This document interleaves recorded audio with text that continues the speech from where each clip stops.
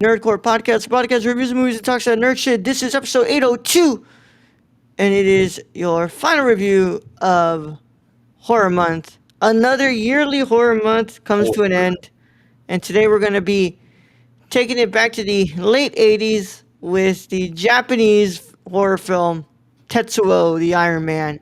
As always, this is the Nerd Chicano here to host the show alongside my wonderful co-host Brad Young Yoda. What's up, everybody? We're on a wonderful, wonderful Sunday night. Or Monday night. Nope. It's Monday night, brother. I didn't work today. I didn't work today. Yeah, felt like Sunday night for you. Felt like Sunday. Yeah. Um, dude, I know, bro. I know. You're like, sorry, man. Brad watched Tetsuo, and then he watched It Welcome to Derry. So Actually, I watched it, Welcome to Derry first, then Tetsuo. then Tetsuo. Okay, all right. Well, thankfully, the movie wasn't long. No, it was like an hour. Yeah. Hours. So I helped you out because I think Psycho's long. Not sure, but with that being said, though, before we can go ahead and get into anything, I do want to remind you guys to go. I'm sorry, I do want to remind you guys to go ahead and subscribe to this channel here on YouTube. Make sure that you go ahead and leave a like and click that notification bell so that way you don't miss another review. We are so close to 600 subs, and we want to hit 600 subs before the year ends. So please go ahead, stop everything you're doing right now, and go ahead and just subscribe to this channel and click that notification bell so you don't miss another review. Please. Brad. How are you doing, though? I'm doing pretty good. So, yeah, I didn't do much today. Yeah? I got my golf net set up that I got from Goodwill. Huh? So, like a golf net that you can hit into. You got a golf net at Goodwill? At Goodwill, yeah. For how much? So, it's regularly priced. A new one of these is like $350. I got it for $200. That included shipping. So it was like $40. Oh, from Goodwill. Online Goodwill. Yeah, online Goodwill. Yeah, I thought you actually went to the Goodwill store and they're like, hey, we have a golf net here. No, this was online Goodwill. So shopgoodwill.com. Shop.goodwill.com. Okay, man. All right. Well, hope it works out well and hope you enjoy it, Brad. Yeah, thanks. So Yeah. I'm kind of liking the setup as long as Brenda doesn't run over in the garage. Yeah. Shit, man. I hope so. But no work today, Brad. So you watched It Welcome to Derry and you watched Tetsuo today. I did. All right, man. Awesome. Nothing recording tomorrow, but hopefully you get to watch Psycho tomorrow. Mhm. I'm gonna sit back and I'm gonna pop that 4K back into my player to watch that on what's it called, Psycho, because it's been a while since I watched it, and the 4K is fucking fantastic. But yeah, man. In case you guys are wondering, this is the final review for the public. But if you want to go ahead and see the actual conclusion to Horror Month, we are over on Patreon, patreon.com/nerdcore. At the $5 tier and above, you get access to our Wednesday Fargo season 1 episode 8, which is the season finale, as we do our watch along of that with Stacy. And then on Thursday, you guys get our live review of Psycho. Alfred Hitchcock's Psycho, by the way, the original, not the remakes. So, yeah, man. Brad, I didn't have much going on, dude. I went to work and then I went to the gym, got home. My brother ordered Uber Eats, and the driver brought him the wrong food. So we have a lot of shawarma. Yeah. Yep. Hey, a lot of shawarma is better than no shawarma. As I told him, you had been saying for a while that you wanted lamb, so you got lamb. Yeah, lamb, man. You got a lamb shish kebab. Yeah, and I had a fucking beef shawarma sandwich, which I'm not gonna lie, I'm not gonna say the restaurant because it would give away where I'm located and what side of town I'm located. But it was kind of mid. It was mid. It was kind of mid. Yeah. I had better shawarma before. But that being said, though, holy shit, man! I have no idea how the fuck we're gonna what's it called? Fill 20 minutes with this review. Yeah, But it's only an hour movie, but yeah, give it a and shot. just I don't know. So it's worth a shot, right? So without further ado, if you have not watched Tetsuo the Iron Man, you should probably get out of here if you care about spoilers. But if you don't care about spoilers, or you've already seen the film, go ahead and stay. Either way, how it goes, this is your one and only spoiler warning, and it is in effect after these words from our sponsors in a five, four, three, two, one. Today's episode of the Nerd Court is brought to you by SeatGeek. Whether you want to see your favorite band, sports team, or comedian, SeatGeek has you covered. We're proud to be partnering with SeatGeek to offer you $10 off your first order with code TheNerdCourt. That's $10 off your first order at SeatGeek.com with code THENERDCORPS. So take a seat at your next live event with SeatGeek. Thank you. Now let's get back to today's video. Tetsuo the Iron Man is a 1989 Japanese science fiction horror film directed, written, produced, and edited by Shinya Tsukamoto. The film centers on an unnamed Japanese salaryman who wakes up to find pieces of metal sprouting from various parts of his body and becomes haunted by visions of metal-oriented sexual fantasies. As the man steadily becomes a hybrid of man and machine, he develops a connection with a victim from a hit-and-run accident who is undergoing a similar transformation. The film was the first feature-length film by Tsukamoto after he spent his youth creating film shorts and entering Japanese experimental theater. Through his theater work, he met like-minded people to perform in plays and later short films such as Kei Fujiwara, um, and Tomororo Taguchi.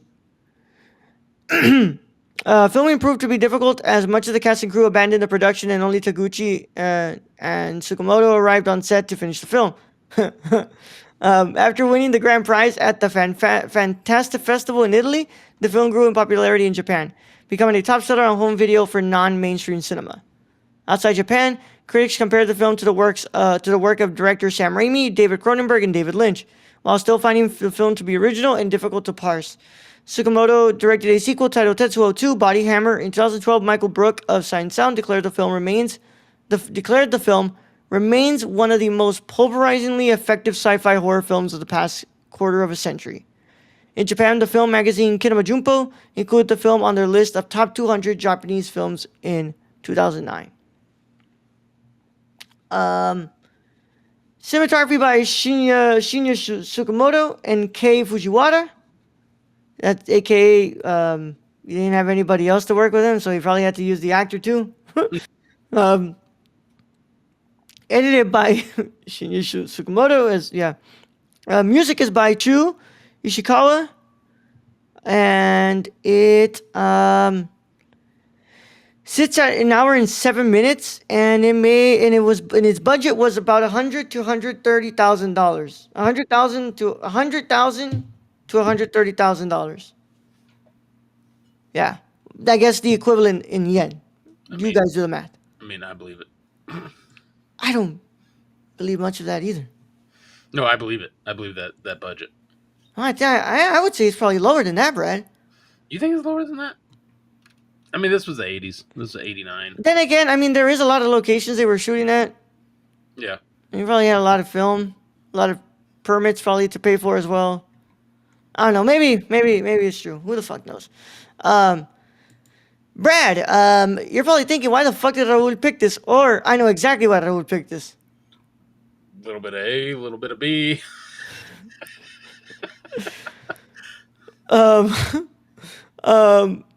So Brad, the drill penis kind of gave it away. Yeah. Well, I wanted to watch some J horror, because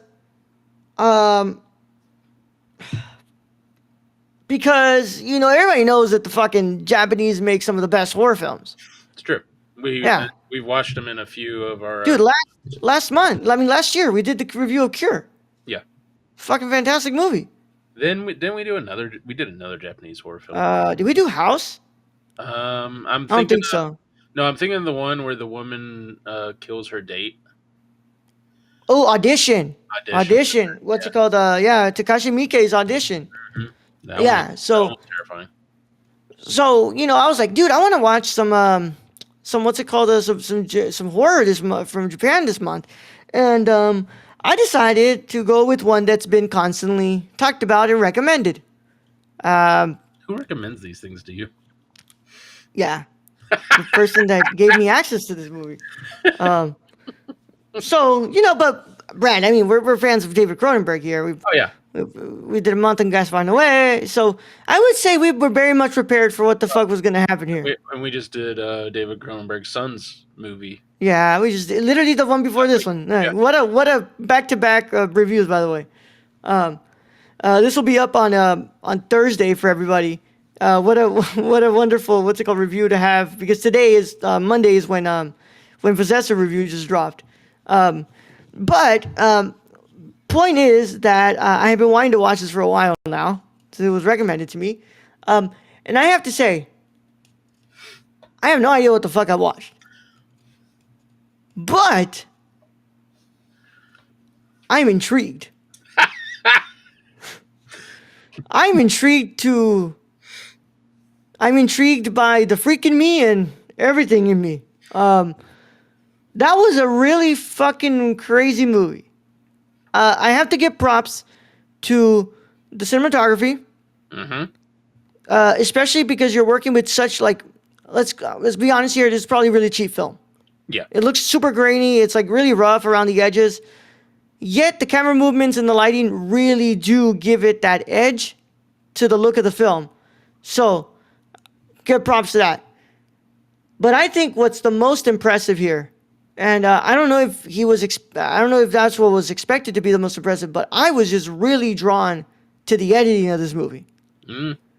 It has a super unconventional narrative, but in between these moments where scenes end, you have these crazy, like, almost kind of like what can how can I say, like, I don't want to say that word because I know that people could take it out of context and it's gonna sound bad.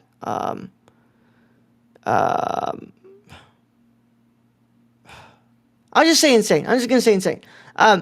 It's fucking insane edits here where things are sped up, things are slowed down, Oh yeah, things are like yeah. what's it called, And and the sound design too. By the way, you're following the character moving. Yeah, I mean yeah, it's pretty cool. the sound design too. By the way, super fucking what's it called, creepy and almost kind of assaulting in a way. But I thought it was actually a pretty damn good movie. But I'm not sure I understand a lot of what is being said here. Brad, what are your initial thoughts on Tetsuo the Iron Man? I'm gonna go with. I think this is a pretty impressive movie for what it is. For a first one too, right? For a first one with very little budget, I agree with you. The cinematography is freaking on point. The lighting in this, the camera work, the special effects in this, the body horror aspect. Um, it's all really really cool. Like I told you, this really gives like that Nine Inch Nails, Mm-hmm. early '90s music video vibes, and which I'm all down for. It's pretty dope. Um, I yeah, I don't know. I think this to me is more. I would say this is a grindhouse horror film if we wanted to put it in that context. Honestly, I agree with you. Yeah, I would put it in that context. It's kind of one of those. It's almost a B movie, but it's like elevated a bit. It's elevated a bit because the director kind of knows his shit when it comes to the cinematography and, like you said, the editing, um, the sound effects, the music design. I think it's all good. Um, Yeah. yeah, I think this movie's just really well done for what he had given to him, which isn't a lot of money. We're saying $100,000 not a lot of money. That's not a lot of money to make a movie. Yeah. Let's be honest. Not a lot of money to make a movie. And then if you go ahead and look back then, I'm pretty sure that money's even lower. Yeah, probably. Yeah, because it was probably hard to even get 100K in Japan at But that time. I think when you bring up the graininess of the film and the look of it, I think that actually helps the aesthetics of this film. Mm-hmm. Because to me, that is how like a grindhouse film should be. This is like, oh, these dudes on the streets, because the original like moment, the opening moment is a shaky cam, and I'm just like, oh god, I hope this isn't going to be. Luckily, it wasn't like that the whole time, but it definitely opens with the shaky cam, and yeah, I don't know. I like the black and white aesthetic, Yeah. very very reminiscent of Kurosawa. Um, So one of his influences is Kurosawa, and he said that from Kurosawa he learned how to light and how to use light to manipulate the images on the film. Yeah, which I mean, if you're gonna learn anything about that, that's Yeah. you should learn it from Kurosawa.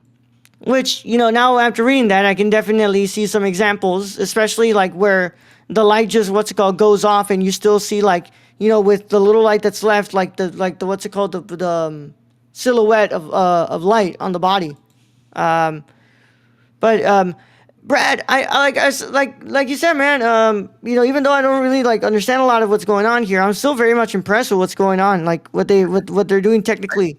I don't know what exactly the director's trying to convey, but it's almost like so we know this guy puts a This piece of fucking metal dog, man. into his thigh, and then he runs out of the house, and he gets into a hit and run, and I guess they're calling it the salary man on this. He ends up like getting metal shavings into his cheek, and then it's almost like a disease of metal, Yeah, and that and that's what I'm going to go with, just because the atmosphere they make in this, the sound design, the music, it is very reminiscent of a Nine Inch Nails music video, well, and to and me you that's have to kind of look like metal. definitely Like the way that the way that it's edited too, man. Like it definitely gives that vibe, and you definitely. Sorry, Brad. This fucking dog is like scratching the fuck out of the door, bro. It's Jesus Christ, bro. So you kind of get that vibe, and of course, it also reminds me a lot of David Lynch. So he definitely was what's it called, influenced by David Lynch. Like you cannot watch this and tell me he didn't. I mean, a little bit Um, of Eraserhead in there. mm-hmm. I can see it. Yeah, yeah, yeah. Dude, this fucking dog. So yeah, so she's going crazy at my door right now. She's going crazy at my door, scratching that shit. Um, but Brad, I thought the music was good too. Nothing that like really like stood out It a was lot. To very. me, more It what was stood out like audio wise was the sound design. Yeah, but the music, the slight ones they had, it was very industrial sounding, which added to the whole metallic or metal theme that they had going on. Yeah. Even though I don't know why at the end they had to combine, I guess Hold on, Brad. so both could live. Hold on, Brad. Okay. Holding on. While he's doing that, I'm just gonna let's see what music we got. Got some video game music.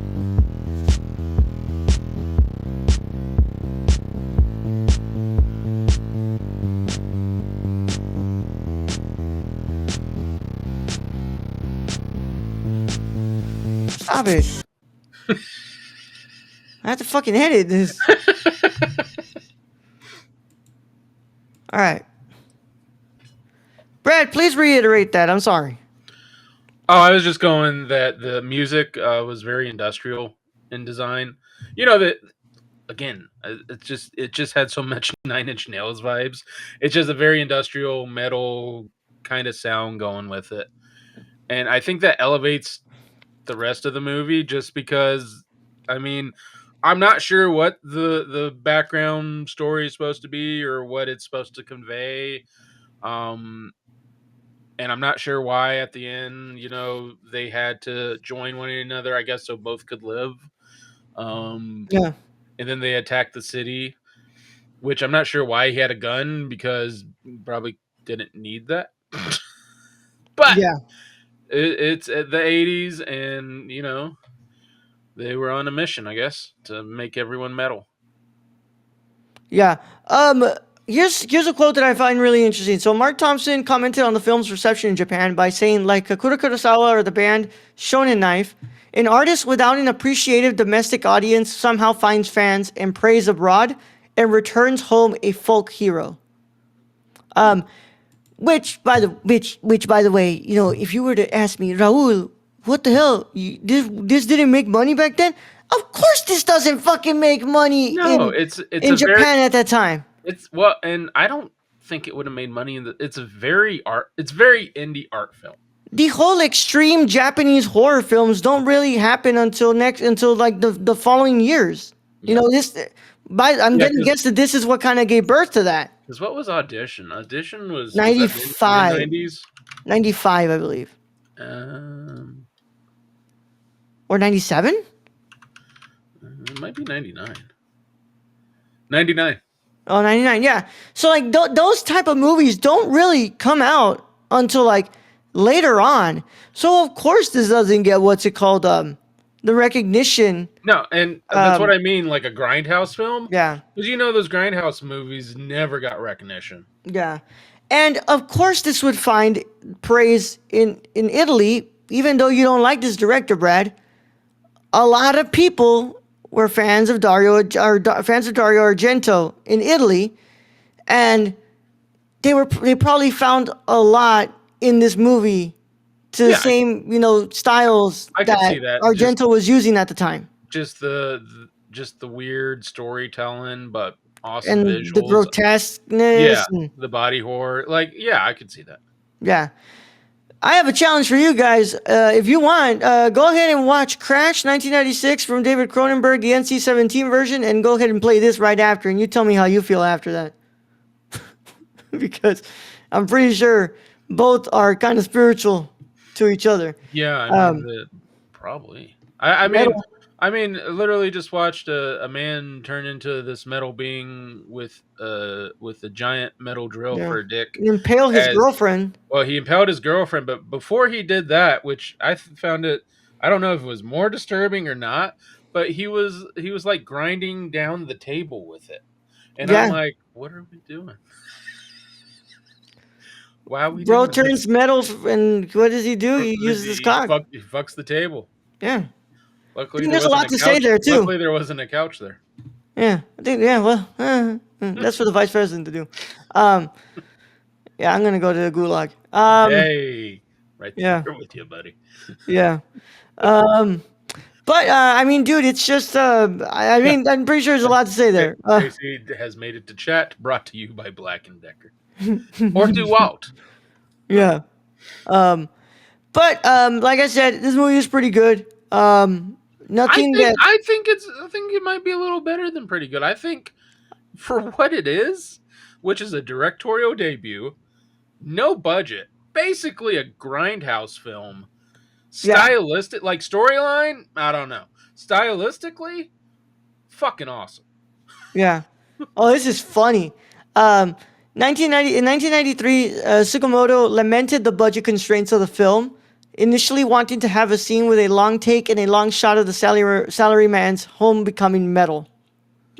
Instead, he had a long take of the sex scene. Yeah, Yeah, Yeah, we traded one for another. It was cheaper to do that. you can do that. Yeah, no CGI there. This makes No me kind of visual want to. effects. So this makes me kind of want to watch the sequel, just Yeah, because he has a budget. yeah. Budget. Well, I mean, so look, man, I really like this movie. I thought it was really good. Um, but this is definitely gonna need a rewatch. I To don't know when that's gonna happen. try and figure stuff out. Yeah. Well, I Arrow wouldn't Video mind. sells a whole box set of this guy's movies, so I think I might want to buy that Well, do sooner they or have later. like the extras where the director talks about it and all that? Mm-hmm. That'd be There's like interesting. some interviews and some what's it called, like essays and stuff about it. I wonder if it'd be something like the yeah, and this is my dialogue of how Yeah. we're all raping the earth of the metals, and one day the metals will reclaim us. Who the Something to fuck that knows? effect. Yeah. Who the fuck knows? Um, but Brad, what's your final verdict? Oh, again the storyline. I don't know what's going on with the storyline, but I mean visually, it's very different. Something new. Yeah, we compare it a lot to these other directors like Cronenberg with the body horror and stuff, but I don't know if I've seen quite anything to this effect. I mean, and we've seen a lot. So I'm gonna give it an 8.25 out of 10. I'm there with you, Brad. And I'm with an 8.25 as well. Yeah, Um, I'm thinking like if I understood the story a little bit better, it'd probably be a solid 8, 8.5, or 9. yeah. So I mean, the thing that really did stand out to me though was like the fact that we've watched like I'm gonna go back to it. In January, we did a Gaspar Noé month where there's movies where literally the point is to kind of get you to feel like really uncomfortable with the sound design and the Yeah. visuals. Which that might just be what this is. None of those movies did that to me, but the sound design in this one, Oh yeah. I don't know what it was about the metal clanking and stuff, and just all that noise that was just really making me like it was just making my skin crawl. So Yeah, I mean, and I'll say congrats. there were a few scenes in there. We didn't mention a lot of them. Um, yeah, they made you kind of squeamish a little bit. Yeah. So the blood and all that didn't really do it for me. Like didn't really like make me feel squeamish. To me, it really was like the moment where she gets impaled and you have the blood Yeah. bathing the walls. Like that didn't do anything to me. Like, but to me, it was really the sound design, dude. Like I just kept hearing all those like fucking like clanking on the Hmm. metal and the nuts and bolts, and it's just I was like, oh, like this makes my skin crawl. Yeah, and I think that's the whole point. Yeah, yeah. So congrats to Sugimoto. You did something that a lot of other filmmakers can't do, and that's actually make me visibly uncomfortable because not a lot of movies do that to me anymore. Yeah, we've seen a lot. Yeah, I've seen a lot. Yeah, but try watching Crash 3 times. I think it takes away all discomfort from you. But Probably. yeah. That was our review of Tetsuo the Iron Man. Thank you guys so much for watching. Of course, keep That's up it. to date with us on nerdcore.com, Twitter at nerdcore underscore, Instagram at the nerdcore, Letterboxd at nerdcore, TikTok at the nerdcore, patreon.com/nerdcore, and Discord link is in the description below. Of I mean, course, before we leave though, mm, I mean this was another decent horror month. yeah, it was. I think this was a decent horror month. I think I might as go as far to say this was actually a really good 4 month. Yeah. I want to. What's it called? So it was possess. So it was Midsommar, Hmm. Let the Right One In, Possessor, and Tetsuo the Iron Man. I mean, that's not bad. Yeah, I think went quite well comparatively to other months we've done. Oh, for sure. But I remember the last year was pretty good too. Yeah, well, I'm trying to see what we had last year. Because, what's it called? Guys, you won't believe this, but we do a lot of reviews. So many. Yeah. If you want to check out the backlog. Yeah. It's a good thing that we kind of stopped doing the 8 a month. Because this is, I don't know, man. These 4 reviews a month is actually pretty damn good. So last year um, was Evil Dead. Oh no, not Evil Dead. I'm sorry. Audition, Hmm. The Nightmare Before Christmas. Well, I mean, look. So this, like, I guess we did I have a bunch of. So we had Evil Dead 2015, Audition, I The think Nightmare I Before think I won this Christmas. month. I think I did win this month because those two were my choices: Audition, Nightmare Before Christmas. Yeah, Under the Skin, Climax, um, The Texas Chainsaw Massacre, Hmm. Beetlejuice, and Martyrs.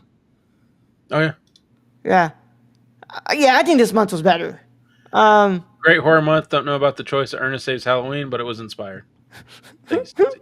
Thanks, Stacey, Stacey. you keep saying that. I'm going to do that next year. Fuck off. But of course, thank you to our wonderful patrons. Without them, none of this is possible. We thank you so much for being the amazing people that you are, especially to our executive producer, Stacy. You For can sure. find Stacy in the chats, in the Discord, and in the YouTube comments. So make sure you go and check him out there because he does not have social media to plug. And if you want to actually see Stacy live and in person, join the Patreon. $5 tier and above on That Wednesday. Fargo finale's coming up. Yep. But yeah, I would say, Brad, I'm pretty confident in saying I think we had a better horror month this year. I think it was pretty good. Yeah. We still got one more, guys. On Thursday, live on Patreon, only for the $5 and above. Psycho. Let's go and check it out. We're gonna talk about the first slasher. Hmm. Yeah, what a fucking great movie, by the way. This is gonna be like like what, my fourth time watching this movie. Yeah, I can't wait. I fucking love that movie. Um, with that being said, though, thank you guys so much for joining us. Please, I know right now it's what's it called being pre-recorded, so I'll just let Stacy know. Stacy, go and join us right now for our Welcome to Dairy review. But for now, Brad, let's go ahead and get him out of here. All right, Roll. Thank you, being host as always. Thank to Stacy who has another comment. Finale: Fargo's a 10-episode series. This isn't a Marvel joint. I thought it was 8. Hold Well, on. maybe we need to recheck that. But anyways, thank you, Stacey, for joining us in chat. Thank you to our listeners out there, our Patreon supporters. We appreciate each and every one of you. And to end this episode, be wary of the toaster. Young Yoda out.